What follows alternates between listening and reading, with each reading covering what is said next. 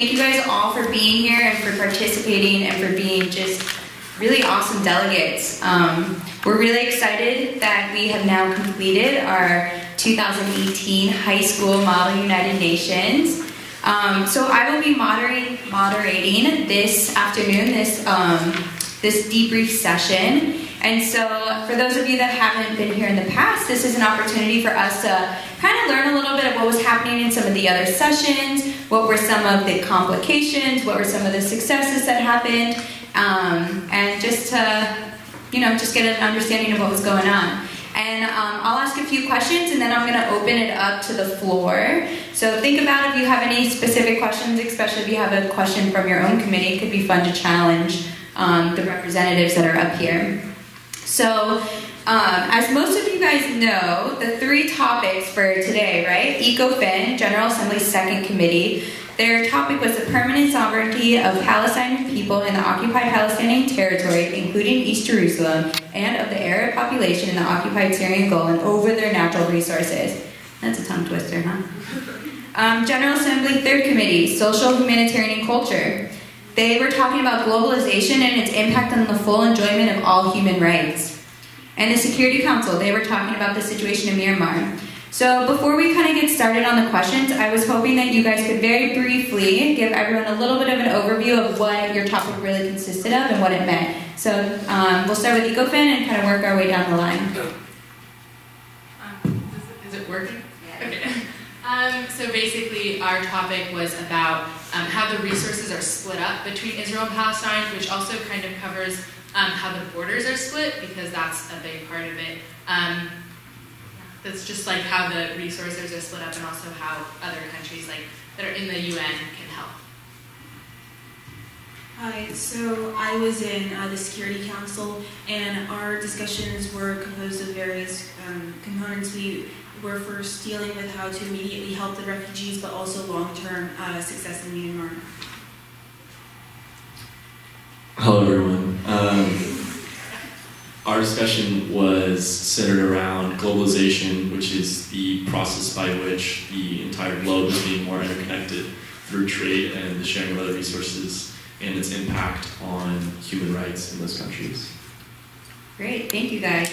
Something that I always just find so interesting is these are topics we're talking about in graduate level classes. So I think it's very impressive that you guys are able to have these really hard and difficult conversations at a high school level, and so I empower you guys to continue studying and learning about it. So my first question for you guys is, can you talk about some of the challenges in creating or agreeing upon some of the resolutions that came up? Were there any extreme difficulties that were hard to manage? So kind of that experience of trying to get to that ultimate, that point of resolution. So, ECOFIN? One of the main difficulties for ECOFIN was to establish which countries owned the natural resources and who should be able to utilize the natural resources, and also if peacemaking troops from the United Nations should be allowed to help keep the peace, so both countries can utilize their resources.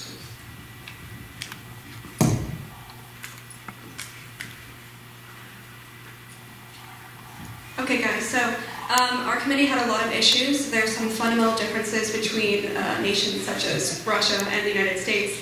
And basically, throughout our committee, we had to make some big compromises, had to try and figure out a way to not have that veto power be used. And it required a lot of teamwork at the end. So it was a good learning experience.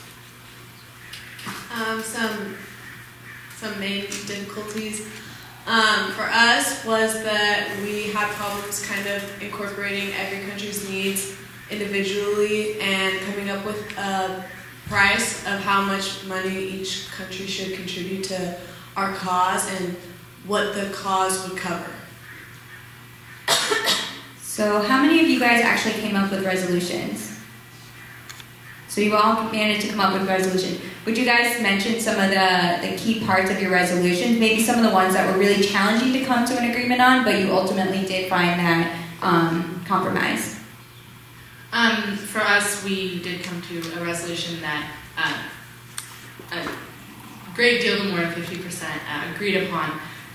We did have a hard time because this issue was centered around Israel and Palestine, and we did have Israel in this. We did have a hard time aligning what Israel wanted with what we had decided as countries that were third parties. There were some biases among some countries, but generally Israel had some views that didn't really go with what we think that Palestine would have wanted. So thinking without Palestine actually being there, how to incorporate their needs was interesting. And so for the Security Council, one of the big compromises we had to make was actually with delegate right here with me, which was over incorporating religious education as a way to secure prosperity in the region and balance in the region in the future. However, my delegation of the United States strongly felt that for religious freedom that it would be perhaps too rash to do that right now, and that with the atrocities that had happened, that the people may not be receptive to these types of teachings. And eventually we settled over an agreement to incorporate teachings and guidance as to toleration in general, and to educate the people about the realities of war, so that people's children who have been involved in these in this whole situation would be less likely to have the same problem in the future. With our resolution, it was passed unanimously, nobody opposed, which was super cool. But I think one of the challenges we had was being able to incorporate every country's needs when some nations had different cultural values where women's rights or child labor wasn't a big priority, whereas other countries, that was their main human rights issue. So being able to incorporate everyone was a challenge we had, but we came to a compromise which worked out in the end. Very cool. Well, was there any big surprise or kind of a game changer that happened in your committee? I don't think there was any big surprises. I think everything that we had talked about in the committee, everybody in the committee had already known from past research. I think it was just conversing and to talk about the resolutions, which I think that was most difficult.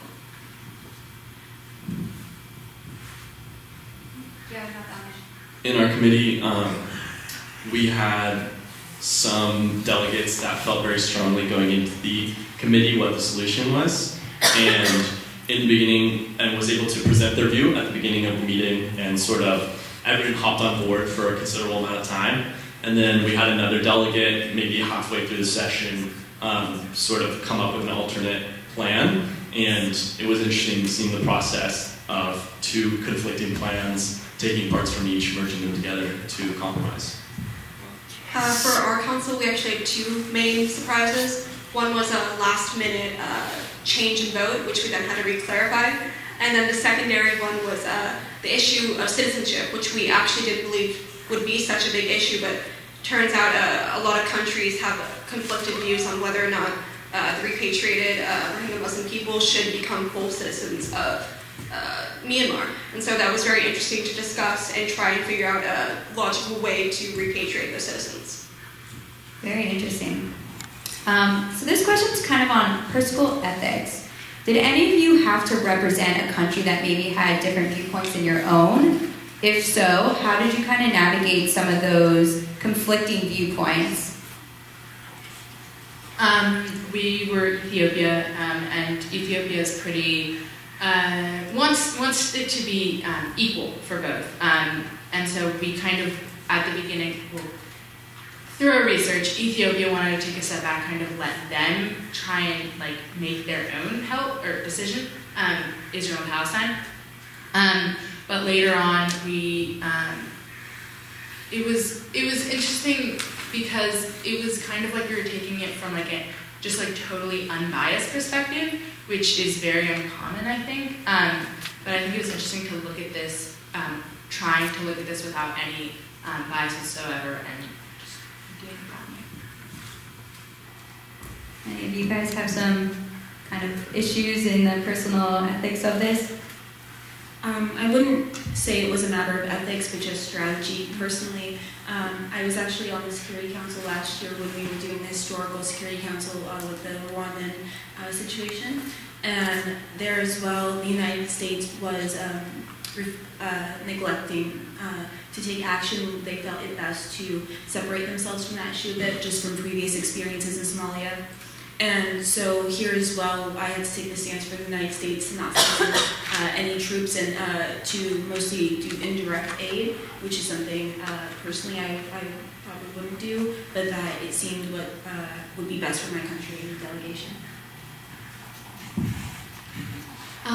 Within our group, there was a certain country that had, well, we were talking about kind of carbon dioxide emissions and how that was like affecting what's going on. And there's a certain group that their government doesn't believe that that's even happening. So they kind of have to say, well, what if we don't contribute to this? Like, what happens then? But they clearly felt that, like, personally, that they should be doing something about it. But it was kind of interesting to watch them, like, struggle with that eternally, but having to say, like, that's because their country doesn't even believe that that's going on, that they have to think differently. Yeah, it gives you kind of a whole different perspective of the ambassadors that work in the UN that have to represent an entire nation and kind of become that face of the nation as well. So my last question before I open it up to the audience is, what was your biggest takeaway from today? I guess my biggest takeaway was that, like, I guess you have to kind of look at the big picture and not just from your country stance. So you have to look at the countries around it and the countries who have had past relations before. You have to take in all the history from the conflict into effect and not just what's happening right now. My personal takeaway was that I don't think I've ever been in a conference or a committee that was able to reach such a peaceful conclusion as well as this one. It was probably the most cooperative committee session I've ever been in, and I really wasn't aware beforehand that countries would be able to find creative solutions to upholding standards that they wanted to maintain while still being able to pass an actually realistic solution. I think just in general, being able to look at other people's perspectives and sort of draft a resolution based on everyone's needs is something that we all can use day to day or in the careers that we choose. So I think it's really important to be able to take in other people's perspectives and experiences to help formulate our own opinions and strategies. Thank you, guys. So I'm going to open it up to the audience. Committee chairs, too, feel free to ask any questions. Who has a question down here? All right, Jimmy. You want the mic? Oh, you want to give me the mic? Sure.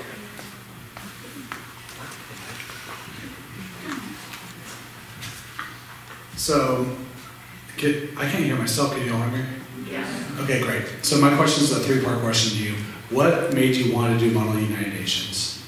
What do you wish you had learned that if you did do research again, you would have looked into more before coming here today? And third, what do you want to do when you grow up and finally have to go get a job? Those are great questions. Okay, well, I think we'll both answer on why we wanted to do this. I've always been told from a young age that I should do speech and debate, so I think that was kind of in me.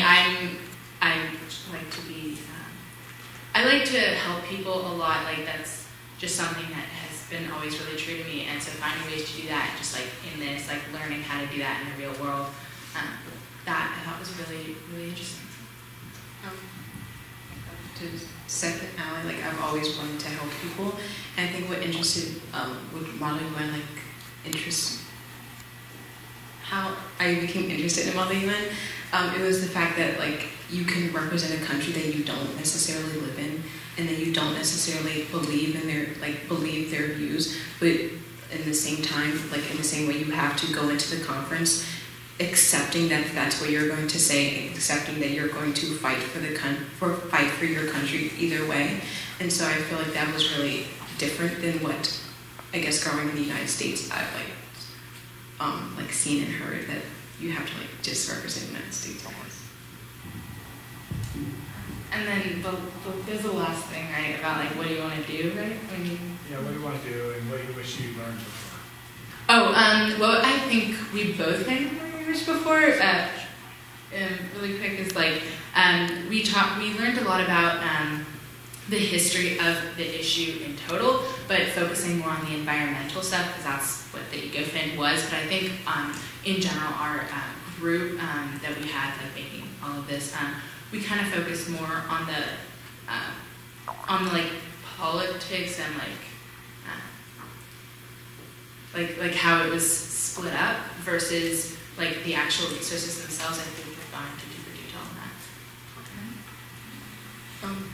What I want to do when I grow up, maybe become like a lawyer or a social worker, just something that helps people, I guess.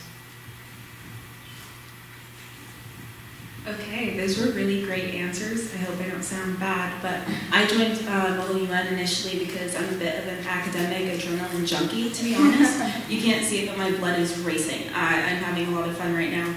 I think that there's something really special and something unique about participating in Model UN, where you have to be able to present your ideas adequately and eloquently in a short amount of time, and the replication of the urgency in the council. Several delegates in my own committee cited several times and kept going back to the urgency of the situation, bringing up the atrocities that had happened and just the realness of the situation that I haven't been able to replicate in any of my other extracurricular activities. And I'll let you answer the latter question. Cool. So, personally, I did Model UN, or I'm doing Model UN because I got involved with it through mock trial, and I just felt like it was a great extension of a political and academic activity that would really focus on public speaking, which is something I love to do. I also love law. I love writing in legalese, and I don't know why. It's just something that happened. So that goes with the final part of the question. I do truly want to become an attorney, but before that, I want to somehow find a way to make an emphasis in nuclear non-proliferation through a critical issues forum. I am very passionate about that, and it is something that I have found through the help of mentors. Something I wish I knew, something I wish I considered. I think Sophia and I, my partner, both wish we knew, considered the political ramifications of sending in troops to Myanmar. It wasn't something we truly thought about before, but we were forced to think and learn on the spot.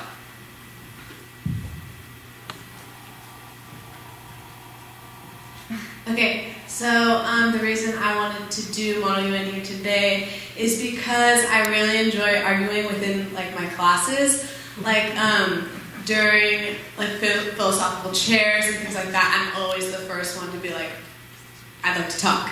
You know, like I'm always so argumentative, but I wanted to really exercise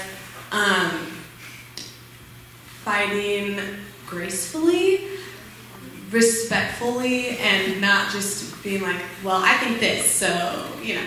But, yeah, and it was interesting to be able to kind of take on a different point of view, because it's not my personal point of view, it's the point of view of the country. So that was kind of interesting to have to incorporate that into my argument. And something that I wish that I researched beforehand was how governments obtain their money and how they can get it, and from other people, and from you know, things like that, and how they can issue it out. Because something that we were really focusing on was where we get our money from and how we can get that money to the organization. So that was something that we were struggling with. When I grew up, I want to be a doctor. That's just a personal goal of mine, but I thought that Model UN would really help me with my writing skills and my public speaking skills that would eventually help me in that field. I think Andy said really well. I think we should have researched more. We were partners. And something I'm really interested in that I want to see as a career, I'm very interested in criminal behavior and how people's brains work. So something in that field, like working for a government agency. And, yeah. I'll just answer the latter of the question because that was a great answer. Personally, I want to go into business, do an MBA, but I think that Model UN is a great opportunity to sharpen your critical thinking skills, be able to be challenged academically, and those are skills that you can apply to any field. Thank you, guys. Do we have any other questions from the audience?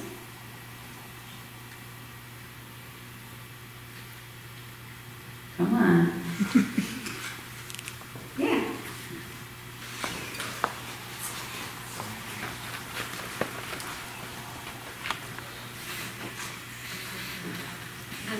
Not really a question, just a comment. This is the first time I've had a chance to really watch these students in action, and I went to the different rooms, and I literally got the chills. I was blown away at the level of intelligence, critical thinking, respectfully exchanging ideas.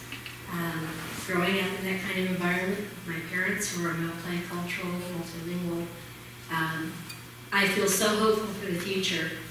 Seeing these students, they're amazing. I mean, literally, I can cry, they're amazing. These are the kids that are going to change things for us. It's a fantastic opportunity. Thank you for doing this. Thank you. Yeah, let's give them a round of applause. You guys deserve it. It's true, you guys are awesome. I wish I had opportunities like this in high school. Any other questions or comments from the audience?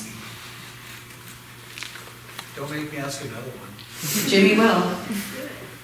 All right, let's give it to Jimmy. One more question from the audience, and then we'll move on. Of all of the situations in the world going on today, of everything with the exception of the 3 topics that we talked about today, so I cannot answer about those specific topics, what is the most pressing topic that you think needs to be addressed immediately, and how do you think we should address it? I can go first. Let me ask that question. Can you repeat the second half of your question? Was how do we address it? Yeah, what is the topic and how would you address it? How should the world address it? Most of the most important issues that the world needs to face don't have easy answers, so the second part of the question might be challenging. Personally, I think global warming is the most urgent thing that we need to solve in the global community, but I can't sit up here and give you a solution, because if it was that easy, I think we would have already done it. Unfortunately, we found ourselves in a very difficult situation, especially in the United States, because of the public and private sector relationship and some of the constraints around limiting our carbon emissions, and it's really hard to find entities who will benefit from monetarily from lowering their carbon emissions, which is generally what gets things done around the world right now. So it's definitely a tricky problem, but it's definitely one that needs to be addressed quickly. I actually have, sorry, I actually had the same one, and it's okay, I just want to add on to it. So I've always been really, really interested in the subject, and actually I just watched the Leonardo DiCaprio documentary, so if anyone wants to watch it, I recommend it. It's really, really, really good. And so basically, what I think, like, you explained it pretty well, but I think for solutions, I think the first step for everyone is probably the Paris Agreement. I know it's not the perfect solution, and we can definitely do a lot more, but I think it'll at least give us a start. And really just trying, like each government, like in itself, like trying to put on like restrictions or do something to stop it. Maybe like have a generalized, like less, maybe you could have like, this is kind of thinking on the spot, but like less, like the lowering the meat industry, like raising the prices, like bringing like that up so it's like less, people eat it less, because that's one of the biggest problems, like in the film, like it talks about beef and how that's such a big issue, and even just eating chicken, like incredibly helps your carbon footprint. So just doing anything you can, like every single person, because everyone says like, oh, I don't count, but there's like 200 million vegetarians, like I'm one of them, like there's 200 million people who like said, I'm just one person, but I can still maybe do something. But that can be more people. I totally agree. I think global warming is our biggest problem, and especially because the United States has such a big carbon footprint that we need to get involved. Like, I watched the same documentary, and it got my blood boiling. I'm like, how do people still not even believe that this is going on? You know, like there's just so much evidence that it's happening, and it's happening now, and it's happening quickly. And I believe that the way that we can stop it or make it happen slower is change our daily lives, our daily diet, you know, make it so that even just little things like maybe not having a burger every Friday, or, you know, making an easy snack so that instead of going to McDonald's and getting something that you have cucumbers or something like that. Just little changes, like little tiny changes can make such a big difference if everybody does them. I already answered the question, but I want to add something. Just as a continuation to the beginning of the day, I'm going to disagree with you guys because I think it's interesting. Personally, I believe that the solution to our global warming crisis is not, I think that making small choices in your own life is extremely important and helpful to some degree, but I think that the end solution is going to come from monetarily incentivizing alternative fuel sources, alternative sources for things that are causing these carbon emissions. Like you said, there's, meat is a huge producer of carbon emissions, and there are a lot of companies working on, plant-based meats and alternative protein sources. Security Council's going to jump in. Okay. To divert the topic from global warming to something else. I mean, my first thought was global warming, but I feel like we've done a lot with that. The secondary thing is the worsening relationships between two major powers, the US and Russia. And personally, I believe that the impending nuclear crisis and disagreement that can come from that is incredibly important, because at any point, at any time, something could trigger that, anything could trigger anything that would result us going either back into a Cold War style era or something even worse than that. And having family that has experienced ramifications of the Cold War era, it really hits home for me. And if you have these two major powers in disagreement, it results in just every other power or every other country that resides in them, that relies on them. It all crumbles. And for a solution, there really isn't a solution. The only solution is that the leaders of each country finally get on the same page, finally get together, and finally tell the truth. And to foster a decent relationship, that's going to take a lot of work, and that's going to take a lot of compromise on both sides.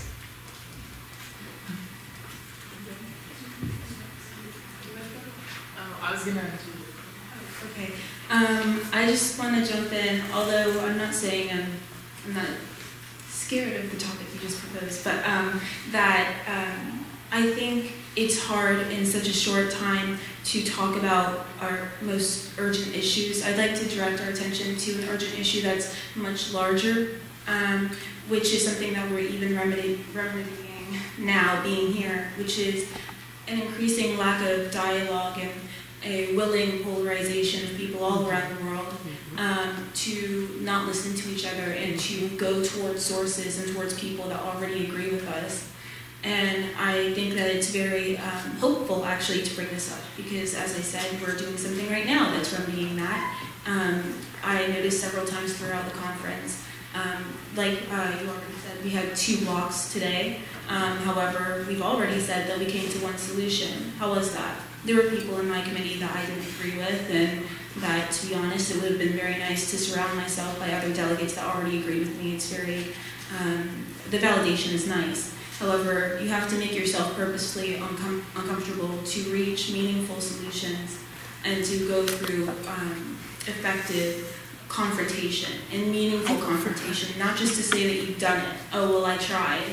you need to have your best foot forward, or else it doesn't matter. You might as well have not done it. And I think that goes towards the topics you guys have already brought up. Because if we're talking about climate change, we're talking about global warming, what does it matter? You said that people are not listening to it, and people are still denying that it's happening. That goes into what I'm saying, that those people are denying all of this evidence, and that they are not being receptive, and that were they to be receptive, then we can take a step forward, but we can't make progress on any of these things without that. So.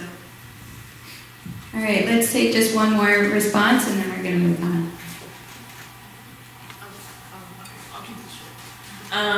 So one of my most pressing issues is the amount of power, I guess, we give to corrupt governments, because I know the situation in the Middle East. I don't know if you know about the Kurdish people. They're very peaceful. They're fighting on the front lines against ISIS. ISIS has lost a lot of territory in Syria and other places in the Middle East because of what they're doing.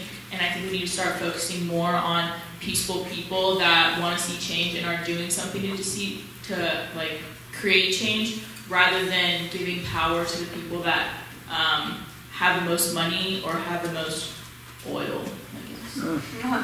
Yeah, let's go. One more. I guess something that I want to touch on, in light of the Thousand Oaks shooting, I want to touch on gun rights and basically how I feel like it's obviously still an issue because dozens of lives were just lost 2 weeks ago.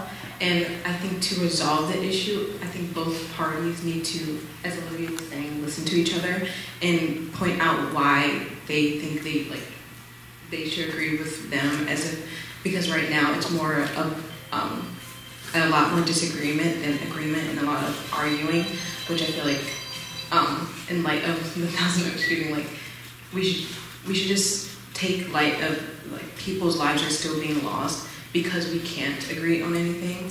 So, yeah. Sorry. Thank you guys. I think they just proved exactly what we were talking about. You guys are all so impressive. You guys are representative of the committees, and we know every single one of you in this room are really unique and special people. And so let's give our panelists a round of applause.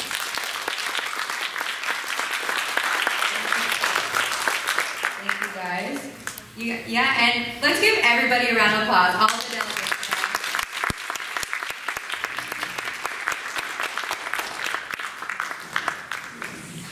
Thank you.